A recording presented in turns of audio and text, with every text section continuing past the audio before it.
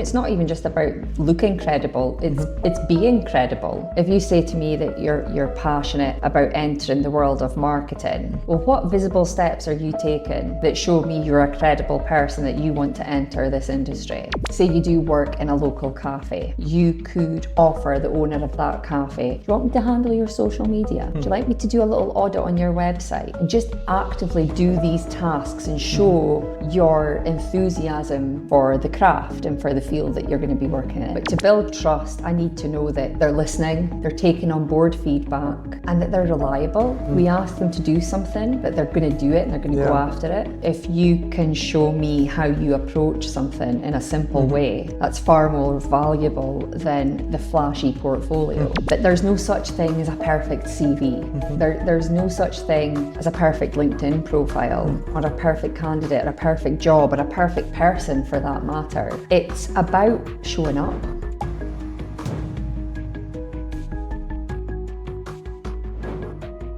And I would love to play a little game with you here. Let's imagine a hypothetical situation.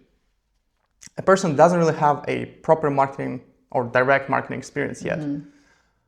What sort of proof this person could build so that it will look more credible to you? Okay.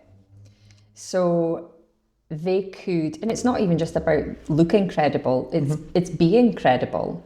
So for example, if you say to me that you're passionate about entering the world of marketing, well, what visible steps are you taking that show me you're a credible person that you want to enter this industry? Now, that could be something as simple as following the right groups on LinkedIn and engaging with the right people on LinkedIn, making thoughtful comments on LinkedIn. It could also be, say you do work in a local cafe and you're serving coffee. You could offer the owner of that cafe, do you want me to handle your social media? Do you like me to do a little audit on your website? And just actively do these tasks and show your enthusiasm for the craft and for the field that you're going to be working in. That's two examples straight away. You could do some volunteering. You could go to a charity and say, you know, I'm a marketing student, I'm looking to gain experience. Have you got any events coming up that I could help you promote? I don't know. Get creative. You're telling me you're a creative marketer. Well, show me that creativity. Get creative in your thinking. Definitely, totally agree with that. Be a giver more than you receive, and then the more you give, the more you receive, and your life will treat you well. Yeah. Also, I believe that trust is absolutely everything in our world. It's like a foundation, sort of like a base on which we build personal relationships, business relationships. Although today we're talking about marketing, and I would love to know how a junior could build trust. Is it, or how it's earned? Is it through the amount of qualifications this person has, examples from previous projects, or is it actually how clearly he can deliver his thinking or express his thinking? It's definitely about the expression of thought. Qualifications are important because it's giving you the marketing grounding and the foundations. Of course, that's important. Confidence is also important. Having the right skills and the tools, we can teach all of that when you're in.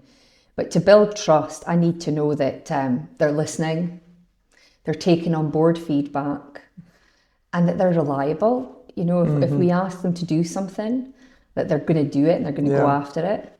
It might also be that they are being very observant and they're really soaking up their surroundings and understanding what's going on around them and trying to, you know, connect how it all joins up and how they do, how it comes together, how the team works. But also being able to just say, I'd quite like to get involved in that. Can you show me how to do this? Asking the right questions, and just show up, be present, and fulfill what you say you're going to fulfill.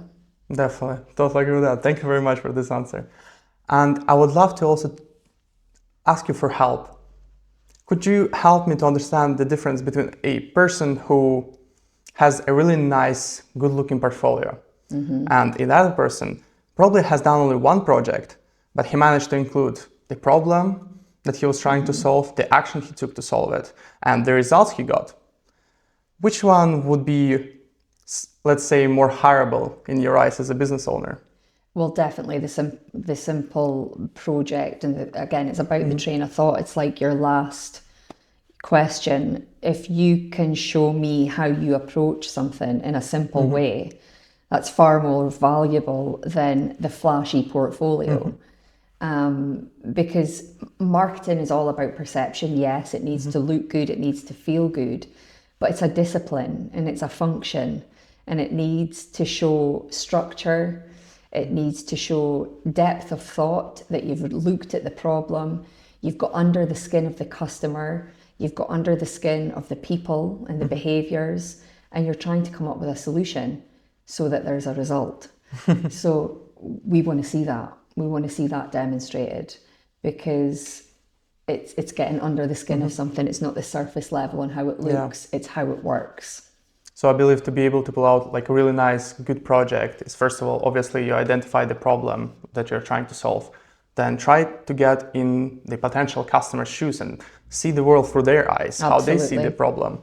And then obviously provide tactics, actions that you will need to take. And obviously if it's a mock-up campaign or something like that, probably specify that. And also I've seen that if you don't have actual result, like a proxy could work too. Yeah. That you would, well, I would love to achieve this kind of thing because of that. Yeah, show the return on investment. By doing this, we'll get this.